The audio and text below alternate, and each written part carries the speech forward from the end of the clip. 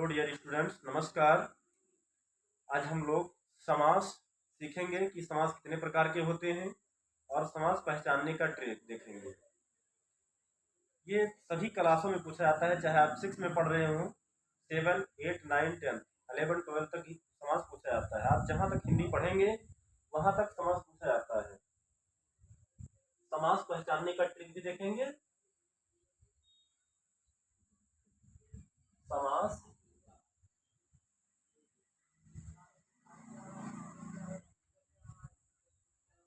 समास का मतलब होता है संक्षिप्त, किसी चीज को संक्षिप्त कर देना, छोटा कर देना।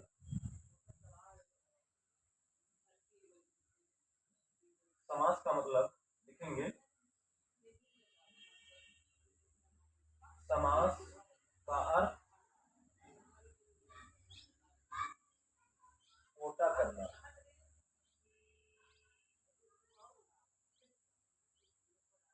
या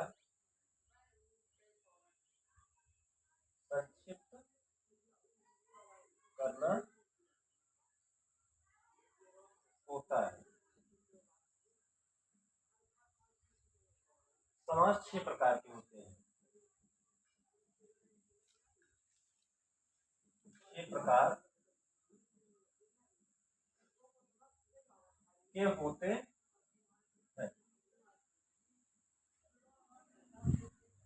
समास 6 प्रकार के होते हैं। हम लोग इसको वन बाय वन करके देखेंगे। तो पहला हम देखेंगे अव्ययी भाव समास।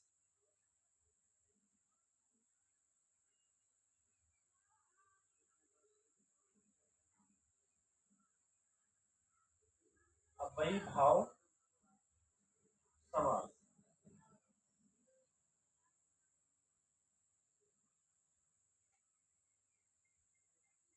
अव्ययी भाव समास इसमें क्या होता है, इसके प्रारंभ में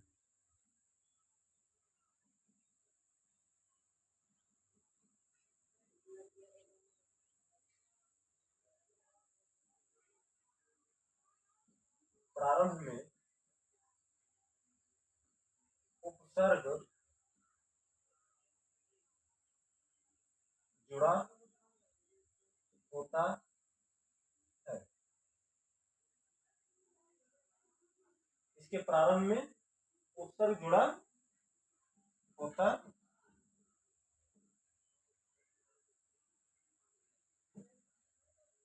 उपसर्ग जुड़ा होता है। अब आप पूछेंगे कि उपसर्ग क्या होता है, तो उपसर्ग और प्रत्यय का हम एक नेक्स्ट वीडियो बनाएंगे, उसमें सीखेंगे। हालांकि हम जान लेते हैं थोड़ा सा कि उपसर्ग क्या है। कोई भी मूल शब्द जैसे हम लिख देंगे एक, इसके पहले हम लगा दिए पर, और दोनों मिलकर हो जाएगा प्रत्यय। तो ये मूल शब्द है और ये इसके पहले कोई शब्द जुड़ा हुआ है, तो यही हमारा उपसर्ग कहलाता है। कोई मूल शब्द के पहले जब जो शब्द जुड़ जाता है उसी को हम उपसर्ग कहते हैं।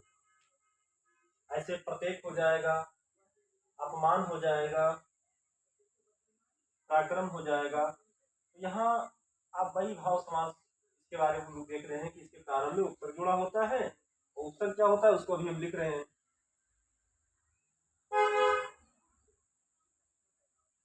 नोट में लिखेंगे शब्द के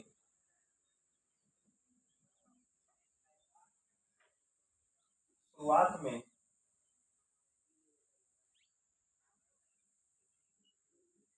उपसर्ग जैसे आ लिखा रहेगा, या बड़ा आ, या औ लिखा रहेगा, आप लिखा रहेगा, या शर्त लिखा रहेगा आदि। अगर ऐसे शब्द आ रहे हैं तो ये अव्ययी भाव समास का पहचान कराएगा। हम लोग देख लेते हैं एग्जाम्पल में।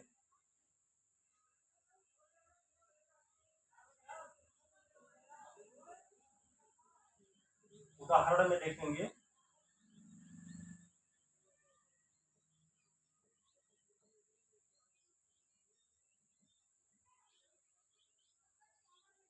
जैसे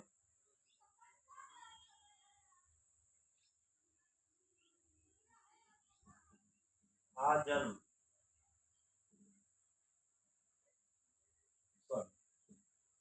आजन्म,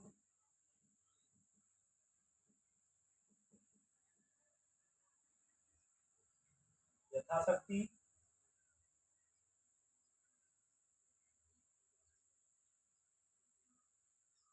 या प्रतिदिन कह सकते हो।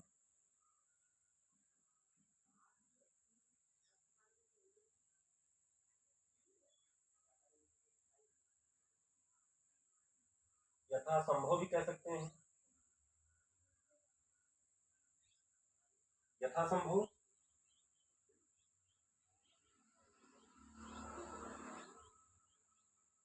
पुत्र आदि।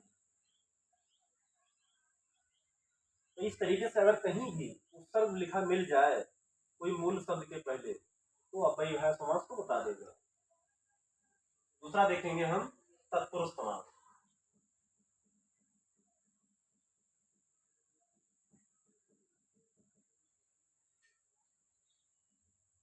तत्पुरुष समास में देखेंगे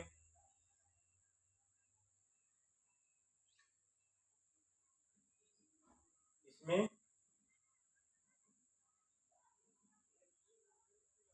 समास का विग्रह करने पर, इसमें समास का विग्रह करने पर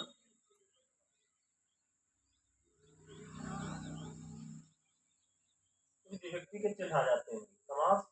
समास का विग्रह करने पर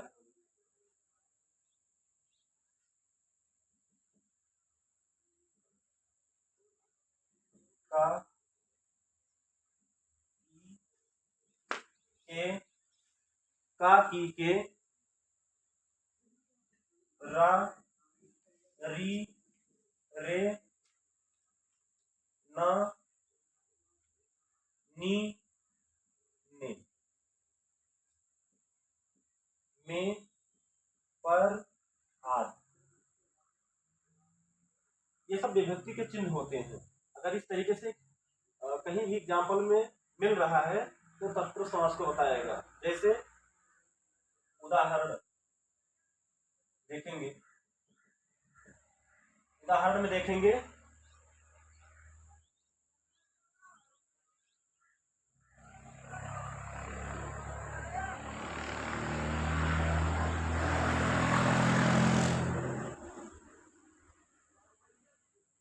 राजपुत्र, राजपुत्र,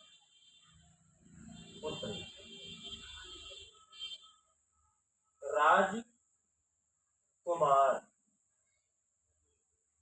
राजपुत्र, राजकुमार, विद्यालय।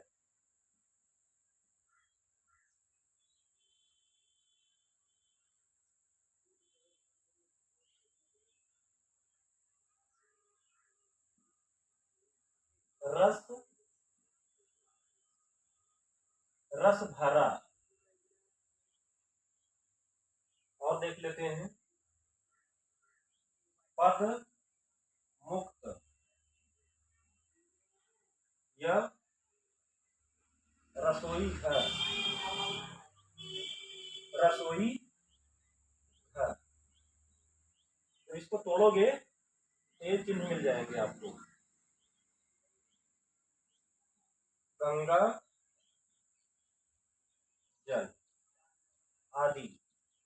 देखिए राजपुत्र यानी राजा का पुत्र, तो कहा गया राजकुमार, राजा का कुमार, कहा गया विद्यालय, विद्या के लिए आलय, तो क्या आ गया रस भरा, रस से भरा, वो भी विभक्ति में ही आता है। और पद मुक्त, पद से मुक्त, यानी दोनों के बीच में कोई जोड़ने वाला चिन्ह होगा विभक्ति के। रसोई घर, रसोई के लिए घर, गंगा जल, गंगा का जल। तीसरा देखेंगे कर्मधारय समास। कर्मधारय समास, कर्मधारय समास का मतलब ये होता है कि कोई एक, मान लीजिए फॉर एग्जाम्पल के लिए हम कह देते हैं, जैसे राजा और रानी दोनों के बीच में एक विशेषता होती है खूबसूरत होने की, या कोई और अलग चीजें, तो वह उसकी विशेषता बता देता है। तो कर्मधारय समास में विशेषता बताने का बात होगा।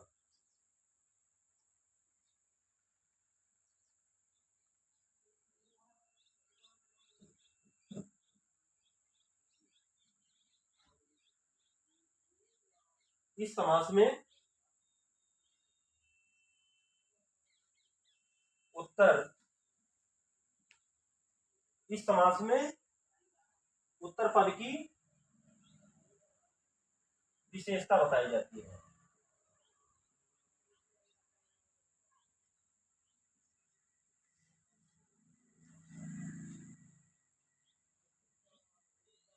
उदाहरण देखेंगे।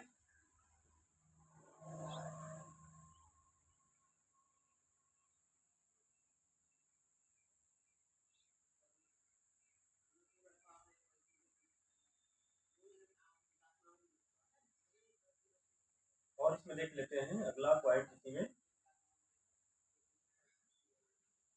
इसमें कैसे का जवाब या उत्तर मिलता है।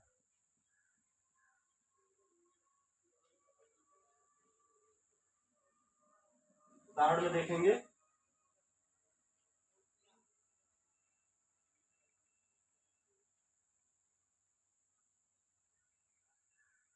महात्मा,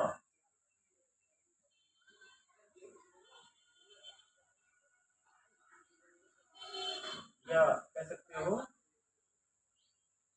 महात्मा कह दो, या मृगनयन,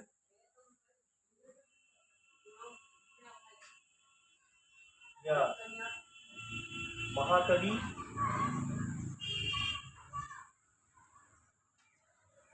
महाकवि कह सकते हैं।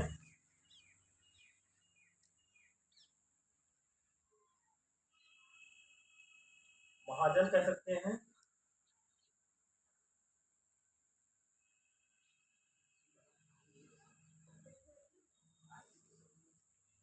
लाल मिर्च आदि। तो इस तरीके से कोई विशेषता, जैसे महात्मा, महान है आत्मा, आत्मा की विशेषता। मृगनयन, मृग के समान नयन। महाकवि, महान है जो कवि। महाजन, जन मीन्स लोग, लोग के बारे में बताया कि लोग कैसे हैं, महान है। लाल मिर्च यानी मिर्च के बारे में बताया गया कि मिर्च लाल है। नेक्स्ट, और अभी तीन लोग, जो तीन बचा है उसको और देख लेते हैं।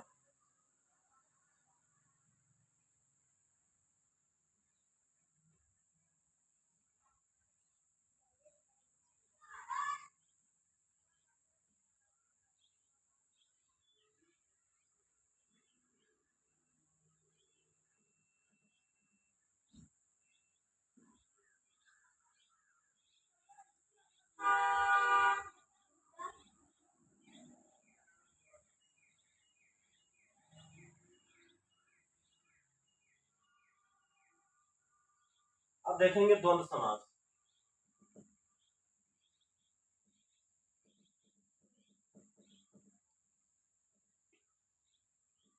इसमें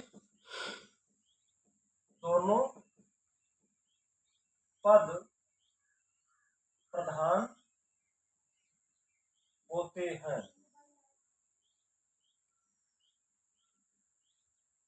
उदाहरण,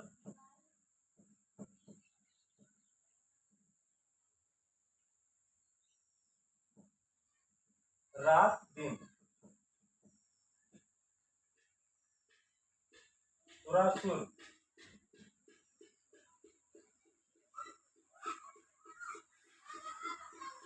दाल भात। राजा, तो यहाँ दूसरा लेते हैं और एग्जाम्पल। रात दिन हो गया छोटा, छोटा बड़ा, छोटा बड़ा माता पिता आग।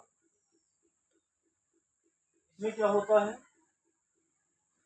रात और दिन, जैसे रात है वैसे दिन है, दोनों का अपना एक महत्व है, दोनों प्रधान है। सुरासुर, सुर और असुर, दाल भात, दाल और भात। माता पिता दोनों नाउन है और दोनों प्रधान है। छोटा बड़ा, चाहे कोई छोटा हो या बड़ा हो, अपने आप में विशेष है, तो ये दोनों पद क्या हो गए, प्रधान हो गए। अब हम देखेंगे पांचवा, द्विगु समास।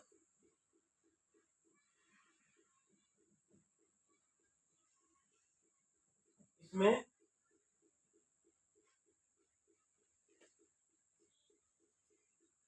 संख्या वाची शब्द लगा होता है।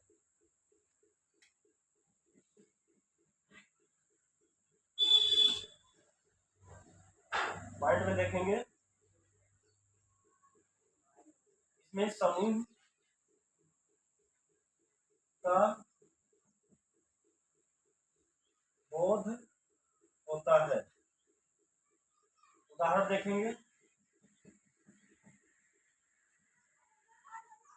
द्विगु समास, इसमें गिनती आती है, संख्या आता है, और इसमें समूह का बोध होता है। जैसे कह देंगे चौराहा, चौराहा।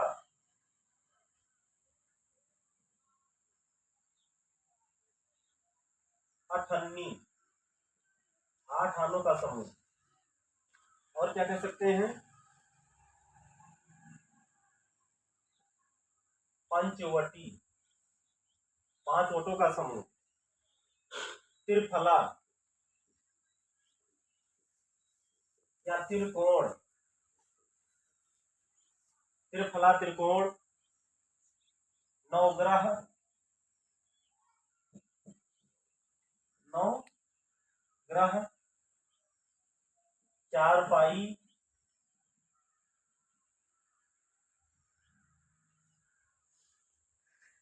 और क्या कर सकते हैं, चौराहा हो गया, अठन्नी, और इसके बाद में त्रिभुज,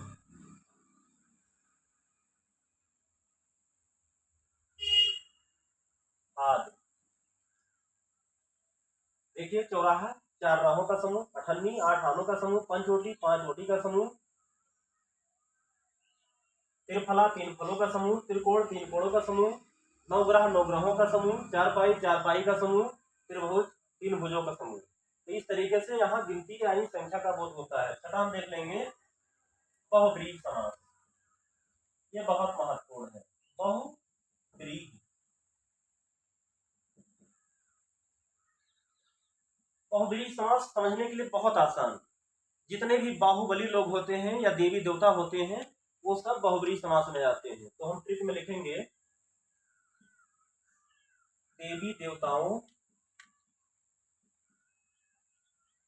का नाम।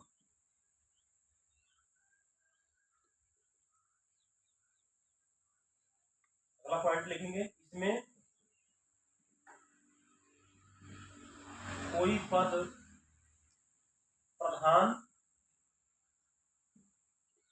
नहीं होता है, अर्थात कोई तीसरा पद प्रधान होता है। उदाहरण में देखेंगे,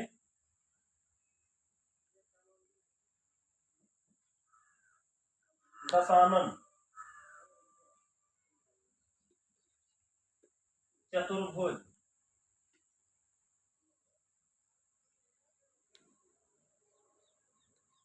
चंद्रशेखर,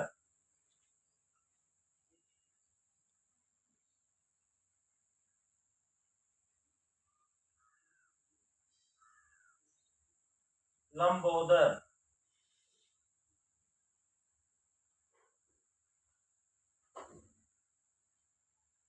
दशानन, चतुर्भुज, चंद्रशेखर, लंबोदर,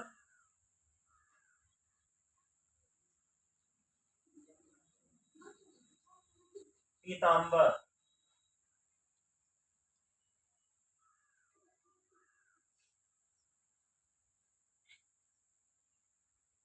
चक्रपाणी,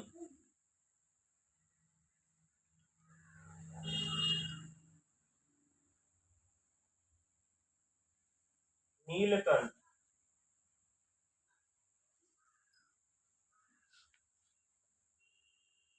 आदि। तो इसमें देखिए सभी हमने बताया था ट्रिक में कि इसमें देवी देवताओं का नाम आता है, तो जितने भी लिखे हैं दशानन, चतुर्भुज, चंद्रशेखर, लंबोदर, नीलकंठ, चक्रपाणी, पीताम्बर, ये सब देवी देवताओं के नाम हो गए। तो आज हम लोग इस टॉपिक को, समाज को यहीं पर समाप्त करते हैं। और एक बार पुनः आप लोग से फिर आग्रह है, निवेदन है कि इस वीडियो को आप लोग देखना, लाइक करना और अपने मित्रों के साथ शेयर करना और नेक्स्ट कमेंट करना अगले वीडियो में, जो भी हमको बनाने के लिए, तो हम फिर अगले वीडियो में बनाएंगे। जय हिंद, नमस्कार।